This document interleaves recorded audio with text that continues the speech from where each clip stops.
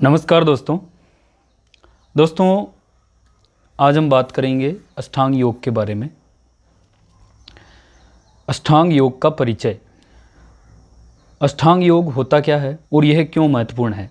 दोस्तों, अष्टांग योग के अंदर 8 अंग दिए गए हैं, उनको मिलाकर जो योग का नाम होता है अष्टांग योग। 8 अंगों से मिलकर बना हुआ है अष्टांग योग। अब अष्टांग योग के अंदर वो कौन कौन से अंग हैं और उनकी क्या क्या क्रियाएं हैं, उनके कैसे अभ्यास होते हैं और योग में उनका कितना महत्वपूर्ण स्थान है। अष्टांग योग के आगे के वीडियोस के अंदर हम इनके बारे में डिटेल में बात करेंगे। तो सबसे पहले हम बात करते हैं कि वो 8 अंग कौन से हैं। अष्टांग योग के अंदर एक सूत्र आता है, दूसरे अध्याय का 29वां सूत्र है। वो सूत्र इस प्रकार है, यम नियम आसन प्राणायाम प्रत्याहार धारणा ध्यान समाधयो अष्टांगानि। अर्थात यम नियम आसन प्राणायाम प्रत्याहार धारणा ध्यान और समाधि, ये जो 8 अंग हैं ये योग के अंग हैं और इसी को हम अष्टांग योग कहते हैं। अष्टांग योग के अंदर जो ये यम नियम आसन प्राणायाम प्रत्याहार धारणा ध्यान समाधि जो है, ये स्टेप बाय स्टेप हमें योग के उस जो लक्ष्य है, योग का क्या लक्ष्य है, योग हमें क्यों करना चाहिए और हमारे जीवन में उसका क्या महत्व है, इसके लिए ये 8 अंग एक प्रक्रिया है योग के अंतिम लक्ष्य तक पहुंचने की। अब जैसे हम बात करें यम और नियम की। यम नियम हमारे व्यवहारिक जीवन को और हमारे स्वयं के शारीरिक मानसिक शुद्धता के ऊपर काम करता है।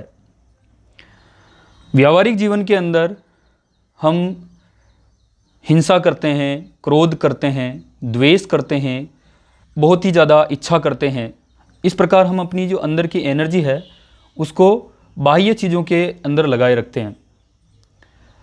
लेकिन हमारा अपना अस्तित्व क्या है, हम किस उद्देश्य से इस जीवन में आए हैं, ये हमें जो मनुष्य जीवन मिला है इसका क्या उद्देश्य है और हम इसके जो उद्देश्य है इसके लिए हम क्या कर रहे हैं। क्या हम जो कर रहे हैं वो सच में वही कर रहे हैं जो हमारे जीवन का लक्ष्य है, जो हमारे जीवन का उद्देश्य है, या हम वो कर रहे हैं जो हमारे जीवन के लक्ष्य से बहुत दूर है। तो योग जो है वो हमें अवगत कराता है हमारे जीवन के उस लक्ष्य से, उस उद्देश्य से जिसके लिए हम बने हैं, जिसके लिए हमारा जन्म हुआ है, हमारी उत्पत्ति हुई है। अब यम नियम हमारे व्यवहार को कैसे परिवर्तित करते हैं, हमारे शरीर को यम नियम के द्वारा हम कैसे शुद्ध कर सकते हैं और यम नियम का क्या महत्व है, या यम नियम को हम अवॉइड कर सकते हैं योग के अंदर, तो ऐसा बिल्कुल भी नहीं है। आज जितने भी वर्तमान समय में योग की क्लासें चल रही है, योग के बहुत बड़े बड़े सेशंस हो रहे हैं और सभी लोग योग कर रहे हैं, लेकिन कहने को वो योग है, हकीकत कुछ और है। क्योंकि योग, अष्टांग योग के बाहर भी योग का दायरा बहुत बड़ा होता है। अष्टांग योग केवल 8 अंगों के अंदर समावेशित है, लेकिन जो योग दर्शन है उसका एक पार्ट है अष्टांग योग। इसमें समाधिपाद, साधनपाद, विभूतिपाद, कैवल्यपाद 4 अध्याय हैं और उनमें से हम केवल एक छोटे से पार्ट को और उसमें से भी एक अंग को लेकर चलते हैं। जो आजकल वर्तमान में चल रहा है वो केवल आसन के ऊपर डिपेंडेंट है और केवल शारीरिक जो हमारी एक्टिविटीज़ है या हमारे शरीर के अंदर जो भी ऑर्गन्स हैं या हमारी व्याधियां हैं उनसे लड़ने के लिए ही योग का उपयोग हो रहा है। योग दवाई या मेडिसिन नहीं है, या रोगों को ख़त्म करने वाली ऐसी कोई दवाई नहीं है। योग हमारे जीवन को एक दिशा देता है, जीवन को एक ऐसी दिशा देता है जिसे हम अगर अनुसरित करें तो हमारे जीवन का जो लक्ष्य है वो हमें मिल जाता है।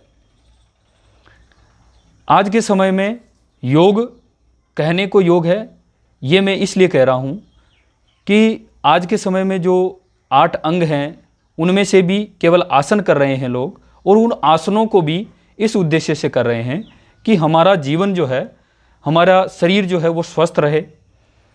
और कोई हैं जो कुछ लोग हैं जो वो प्राणायाम की तरफ ध्यान देते हैं, और रेयर केस में कोई होगा जो एक्चुअल में ध्यान की तरफ जाता है, प्रत्याहार की भी कोई बात नहीं करता है।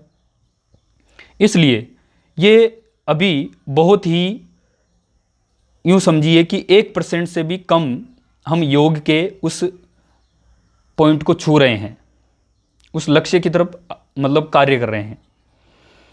अब हमें क्या आसन के द्वारा हम योग के उस अंतिम लक्ष्य को प्राप्त कर सकते हैं?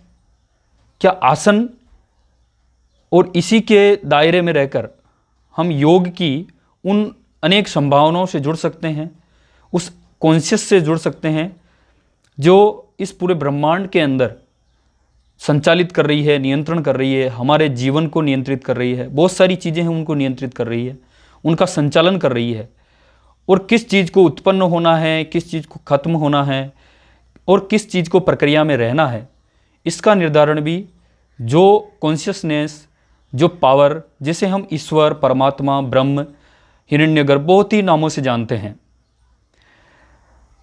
इसलिए योग को समझना है, योग को करना है, हमारी लाइफ में जोड़ना है, तो हमें योग के सभी आयामों को छूना होगा। सभी आयामों का मतलब है कि हमें जो अष्टांग योग है उसके शुरू से अंतिम सभी अंगों को हमें पूरी तन्मयता से पालन करना होगा। उन सभी का पालन हम किस प्रकार कर पाएंगे? जैसे यम नियम का पालन हम अपने शारीरिक, मानसिक, सामाजिक व्यवहार को शुद्ध करने के लिए करते हैं। आसन का कार्य हमारे शरीर को स्वस्थ करने का नहीं है। आसन का जो हमारे योग दर्शन के अंदर बताया गया है कि स्थिर सुखम आसनम, हमारे मन, शरीर, इनके अंदर स्थिरता लेकर आए, हमारा शरीर बिल्कुल सुखमय अवस्था में रहे, उस अवस्था को हम आसन कहते हैं। आसन की कोई लंबी चौड़ी डेफिनेशन नहीं है। स्थिर सुखम आसनम, स्थिरता हो, स्टेबिलिटी हो, और उस स्टेबिलिटी के अंदर भी हमें सुख का अनुभव हो रहा हो, यही आसन होता है। इसलिए आसन में हम जब स्थिर होने लगते हैं तो बहुत सारी जो वृत्तियां हैं वो अनायास ही स्थिर होने लग जाती है। वृत्तियां हमारे इंद्रियों से कनेक्टेड हो रहती हैं, विषयों से कनेक्टेड रहती हैं, तो हम उन बाह्य विषयों से ऑटोमेटिकली दूर होकर हम अपनी जो इंद्रियों को अधोमुख करते हैं, हमारे अंदर लेकर आते हैं। हम अपनी इंद्रियों को वापस उनके विषयों से दूर करके अंदर की ओर मोड़ते हैं। आसन का स्थिरता से, सुख से महत्व होता है। इसमें जो हठ योग के अंदर बहुत सारे आसनों के बारे में वर्णन आता है, वो सभी शरीर को स्वस्थ करने के लिए बताए गए हैं। जो हठ योग है उसमें जो आसन हैं उनका एक अपना अलग महत्व होता है, लेकिन योग दर्शन के अंदर जो आसन की परिभाषा है वो स्थिर सुखम आसन है। अर्थात हमारे शरीर को स्थिरता और सुख का अनुभव हो, उस अवस्था में, उस स्थिति में जब हम रहते हैं तो वो आसन कहलाता है।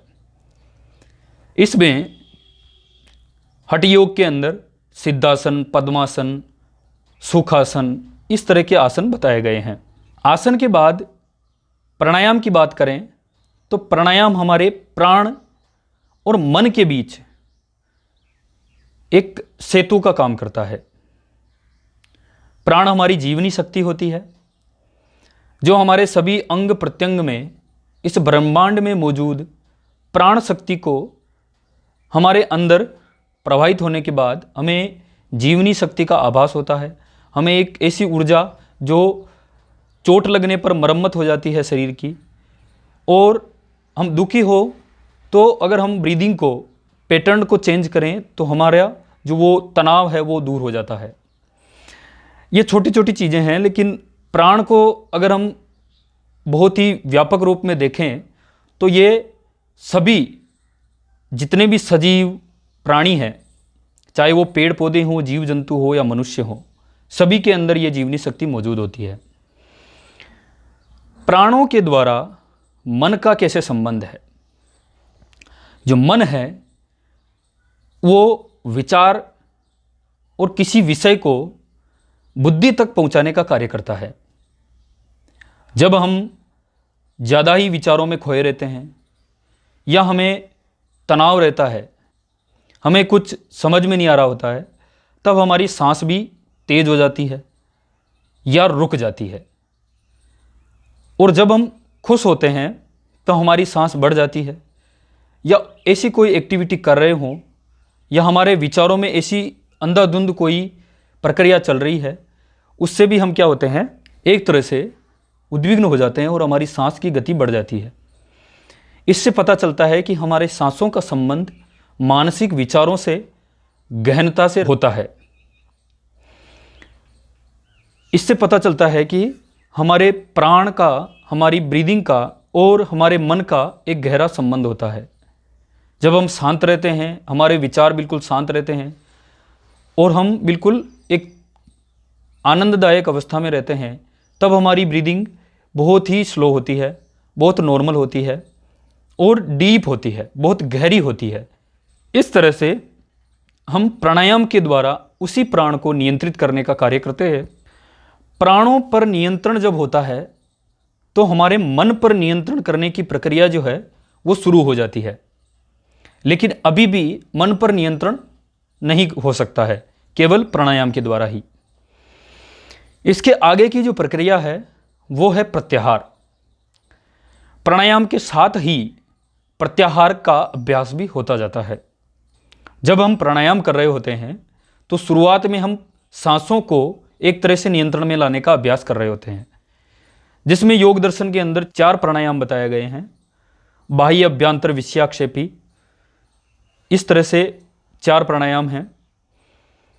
बाह्य कुंभक होता है, अभ्यंतर कुंभक होता है, और सांस को जहाँ की तहाँ उसी अवस्था में, जैसी जिस अवस्था में है उसी अवस्था में रोक देना। स्तंभन वृत्ति होती है। ये बहुत सारी प्रक्रियाएं हैं जिनके बारे में हम आगे बात करेंगे। तो ये जो तरीके हैं, इनसे हम ब्रीदिंग को, हमारे प्राणों को एक तरह से अपने वश में लाने का प्रयास करते हैं। वश में लाने का ये मतलब नहीं है कि इन्हें बिल्कुल रोक देना है। इनका जो अभ्यास है, हमें अपने विचारों को किस तरह से इन प्राणों के माध्यम से नियंत्रण में लाना है, वो प्रक्रिया इनके द्वारा होती है। अब अगर हम बात करें प्रत्याहार की, तो जैसा मैंने कहा, प्रत्याहार प्राणायाम के साथ ही कार्य करता है। प्रत्याहार के अंदर हम अपनी इंद्रियां जो है उनको बाह्य विषयों से हटाकर अपने अंदर लेकर आते हैं। बाह्य विषय क्या होते हैं? हमारे नासिका से हम सुगंध जो ग्रहण करते हैं वो बाह्य विषय होता है। गंध को महसूस करना नासिका का कार्य होता है, जो नासिका ज्ञानेंद्रिय है उसका कार्य होता है। जीभ का स्वाद से, आँखों का दृश्य से, इसी प्रकार अन्य अन्य जो विषय हैं उनकी तरफ जो इनका प्रवाह होता है, ये जो मुख बाहर की ओर रखे हुए हैं इंद्रियां, बाह्य विषयों को ग्रहण करने के लिए, उन मुखों को हम अंदर की ओर खींच लेते हैं, वो प्रत्याहार है। अब ये अंदर खींचना कैसे होता है? जब हम इन विषयों को अपने से अलग समझेंगे या उन्हें एक विष की तरह समझेंगे कि ये विषय हमारे लिए इतने महत्वपूर्ण नहीं हैं, हमारी आत्मा में इनसे भी कहीं अधिक आनंद है, हमारे शरीर की उन जीवनी शक्ति के अंदर, आत्मीय शक्ति के अंदर वो सुख है, वो आनंद है, उसको समझने में, उसको जानने में और इनके सभी रहस्यों को हम जब जान जाते हैं तो इस महत्व की तरफ हम आगे बढ़ने की कोशिश करेंगे, इसके प्रति हम जिज्ञासु रहेंगे, मुमुक्षु रहेंगे, तो हम इन विषयों से हट पाएंगे। अन्यथा प्रयास करते रहिए, योग करते रहिए, प्राणायाम करते रहिए, सभी हो जाएगा, लेकिन प्रत्याहार का अभ्यास नहीं होगा। हम अगर इंद्रियों को अपने अभिमुख नहीं करेंगे, अंदर की ओर उनका मुख नहीं करेंगे, उनको विषयों से दूर करने का प्रयास नहीं करेंगे, तब तक हम योग में आगे नहीं बढ़ सकते। इसके आगे जो आता है वो तीनों जो है अंतरंग साधन है, धारणा, ध्यान और समाधि। ये हमारे शरीर से, प्राणों से कहीं अधिक आंतरिक प्रभाव डालते हैं, इनसे भी अंदर कार्य करते हैं। ये अधिकतर जो है मन, बुद्धि और आत्मा के केंद्र में रहकर इनका कार्य होता है। इसलिए जितने भी हम अभ्यास अब तक बताए हैं वो बाह्य अंग होते हैं, हमारे शरीर, प्राण, जिन्हें हम महसूस करते हैं, जिन्हें हम समझ सकते हैं और जो हमारी सामान्य बुद्धि से भी हमें महसूस हो जाते हैं। इनके ऊपर नियंत्रण करना, इनका अभ्यास करना थोड़ा आसान हो सकता है, लेकिन जब हमारी बात आती है मन के ऊपर कार्य करने की, मन पर कैसे कार्य किया जाता है? मन का एक ही कार्य होता है, इंद्रियों के द्वारा विषय जो ग्रहण होते हैं उनका भोग करना, उनको महसूस करना और उसके बारे में विचार हमारे मन में बार बार उठाना। मन का यही कार्य होता है। मन एक समय में एक ही विषय पर लगा रहता है। इसका ये एक विषय पर लगा रहना और उससे अगर सुख का आनंद ना मिले तो दूसरे विषय पर चले जाना, ये इसकी निरंतर जो प्रक्रिया है वो चलती रहती है। और ये जो उलझन है, बार बार अलग अलग विषयों पर इंद्रियों को के साथ मिलकर भटकते रहना, ये मन की बहुत बड़ी दुर्बलता होती है। इस मानसिक दुर्बलता को सुदृढ़ करना, इस मानसिक दुर्बलता को खत्म करना,